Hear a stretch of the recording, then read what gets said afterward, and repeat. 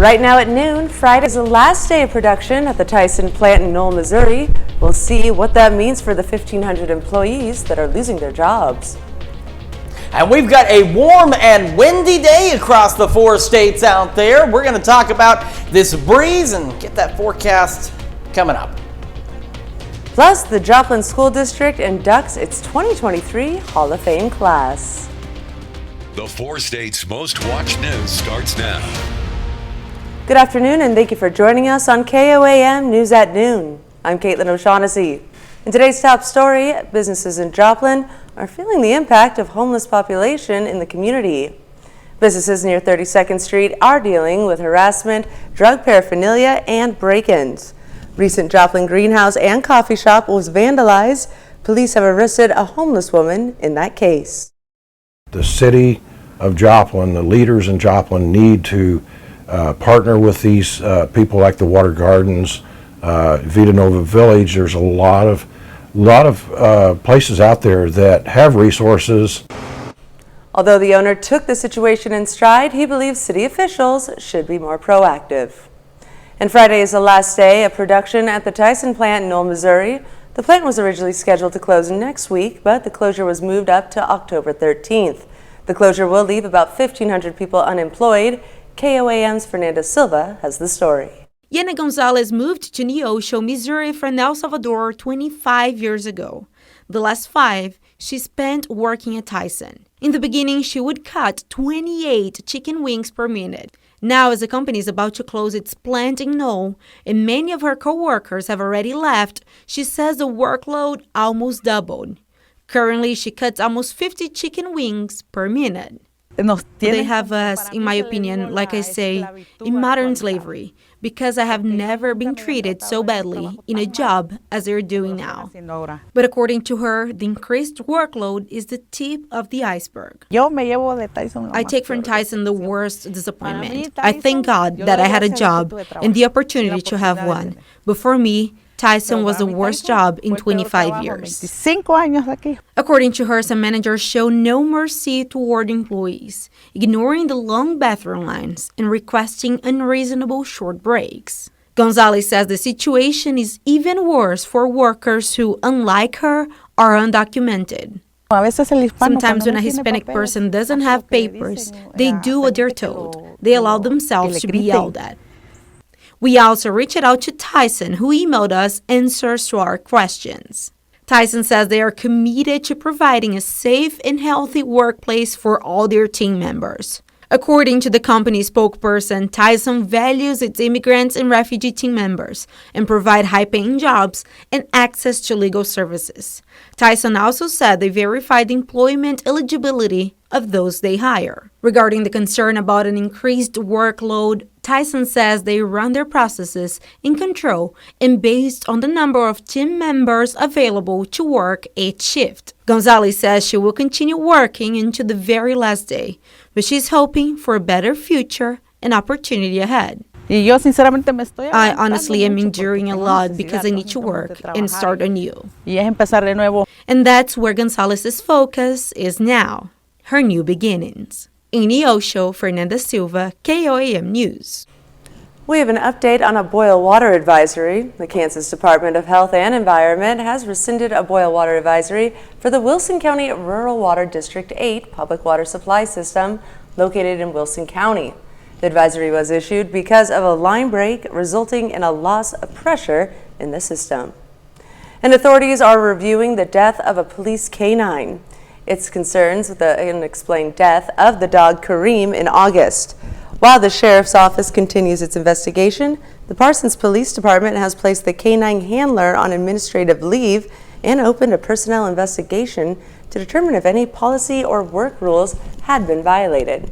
The handler is represented by private counsel and has been interviewed by the sheriff's office along with other individuals. We've had a warm and breezy day across the 4 states. We still have mostly clear skies, but we're starting to see clouds building in from the west in Joplin area. This is a live look from the MoDOT camera, 32nd and range line, and every so often you can see this thing bobbing around a little bit in the breeze. Yesterday managed to start at 45, so 5 degrees below where we're supposed to be. Despite that, though, we warmed up as expected to about 75, so only a couple of degrees above where we're supposed to be for this time of year, so not too bad. Now again, we're over now just about 1/10 of an inch of rain for October, so we need some additional rain in order to keep that number on the positive side, because we definitely need some. And there's some good news. There will eventually be some additional rainfall in our forecast here in the next day and a half. All right, MoDOT camera, 20th and range line, clear skies there. 78 in Joplin, 76 in Pittsburgh with some sunshine, but we are again starting to see some increasing cloud coverage out there. We'll continue to be mostly clear to partly cloudy for the rest of today. We've got those gusty winds out there. Gusts today pushing up to 30. They're going to get slightly higher than that over the next couple of days. And we have those storms again Thursday evening coming in, and really they're going to be early Friday morning. It depends on how your sleep schedule is. And then our temperatures are going to fall again back behind that. We're going to take a look at your complete forecast and have the latest on the upcoming partial solar eclipse here in just a few more minutes. Caitlin? Thanks, Chris. The Joplin School District inducted its 2023 Hall of Fame class. The Hall of Fame recognizes and honors the achievements of outstanding alumni from Joplin schools. 3 people were inducted. They are 1968 Joplin High graduate, coach, and athletic director Sally Beard, 1970 Parkwood graduate, fighter pilot, and 4-star general Howie Chandler, and 1954 Joplin High graduate and business owner Joseph Newman. One is to honor those in our past. Our alumni have done amazing things, so we're honoring our past. 2, we're investing in the next generation. We want our students now and future students to look and see that, hey, I too can do amazing things with my life. Here's examples. People that's come through these doors and walked through these halls that have done great things in the world. And then number 3, we're looking to invest back into our students. Joplin Police and School Resource Officer Rick Hershey received the Materius Award for his heroic action during a shooting last year. A Baxter Springs native is preparing for his 47th annual Yard Haunt. Last year, Olson hosted 500 to 600 trick-or-treaters on Halloween night. He spends all year preparing for the event to make his decorations as unique as possible. The day this goes down till this time next year, it's making new props, whether that's additions to the facade, whether that's pumpkins, whether that's monsters, whether that's tombstones, fencing, whatever, just everything to expand and make this bigger. On Olson's YouTube channel, Unhinged Productions, he makes videos showing others how to make their own do-it-yourself spooky decor. And that's a look at today's top stories and weather in the 4 states regions. Up next on KOAM News at Noon. New horrors are emerging from Israel. We'll have the latest discoveries of the bloody killing spree. And later, we're making pumpkin spice poke cake in the Mr. Food Test kitchen. Stay tuned.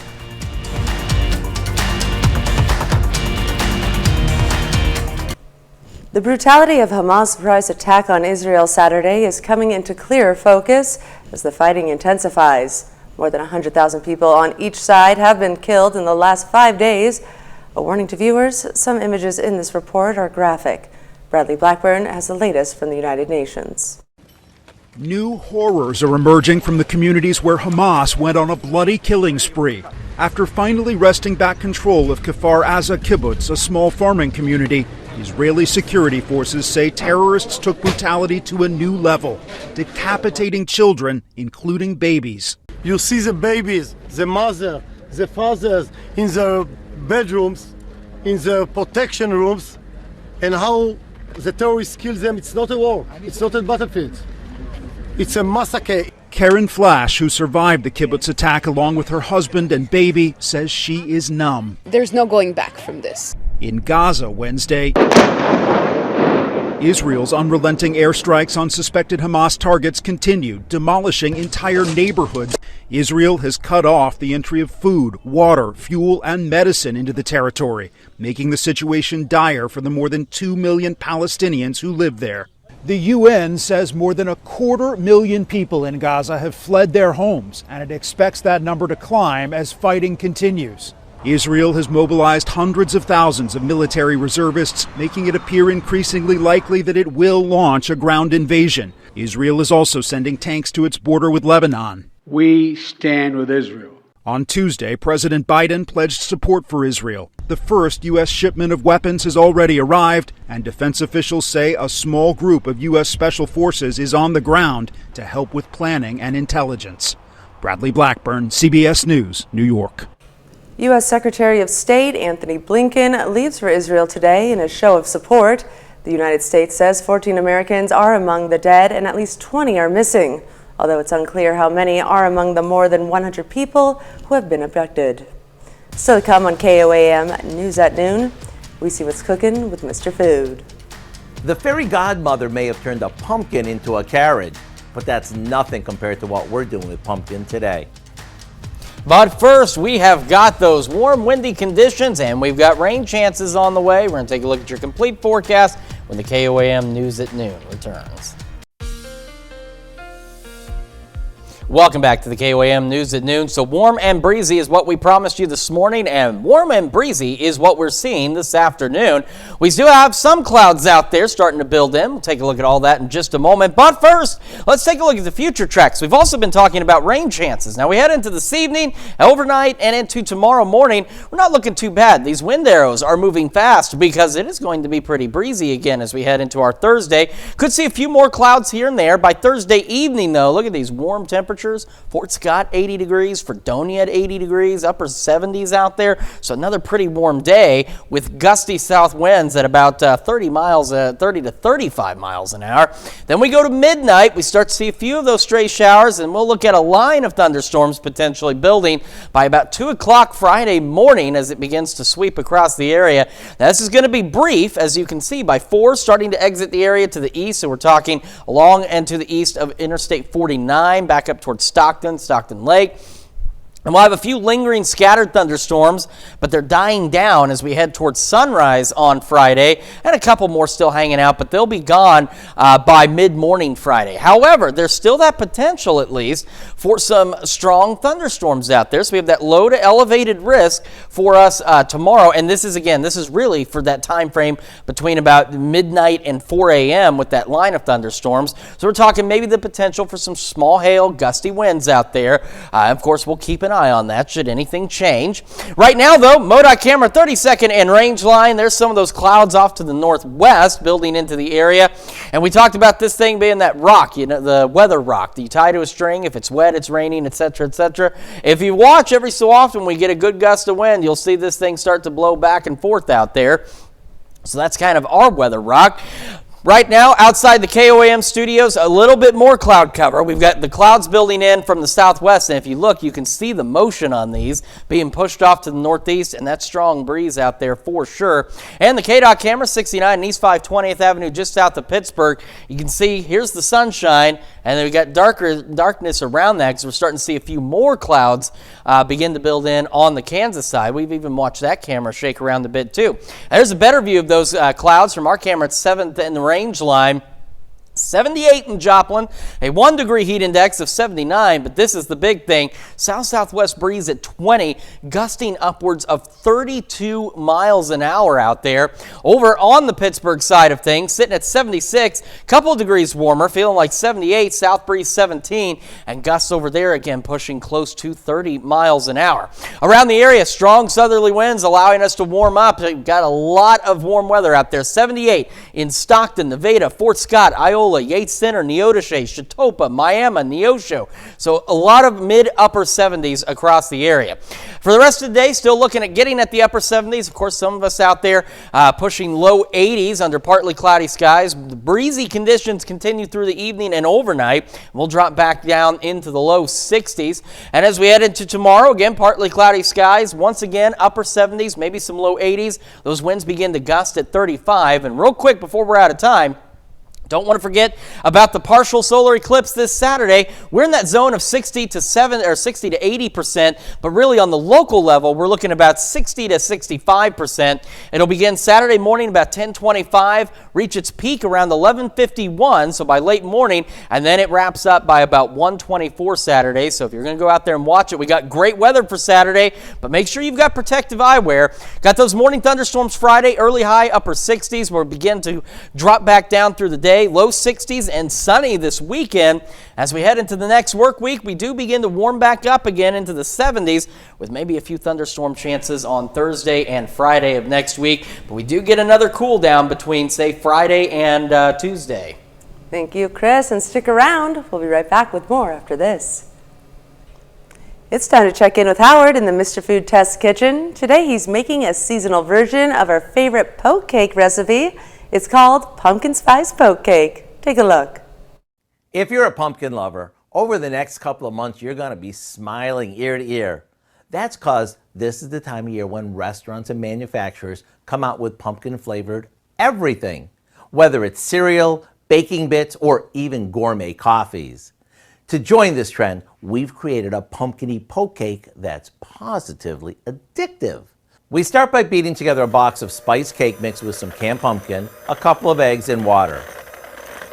We pour that into a 9x13 pan and into the oven it goes. After it's cooled, we poke it with the handle of a spoon, like this. Now we spread on a good amount of vanilla pudding that we've added a bit of pumpkin pie spice to, making sure we fill all the holes. Over this goes a layer of whipped topping. Then we'll place it in the fridge to set up. Maybe garnish it to fit the season, and it's ready to serve. With each forkful, you'll get a mouthful of moist pumpkin cake accented with creamy vanilla pudding and whipped topping. To get the recipe for our pumpkin spice poke cake, all you need to do is visit our website. I'm Howard with Kelly in the Mr. Food Test Kitchen, where today we found a creamy pumpkin-y way for you to say, ooh, it's so good. To find this recipe, along with many others, just head over to our website at KOAMnewsnow.com and click on Mr. Food. Now here's a look at the market prices.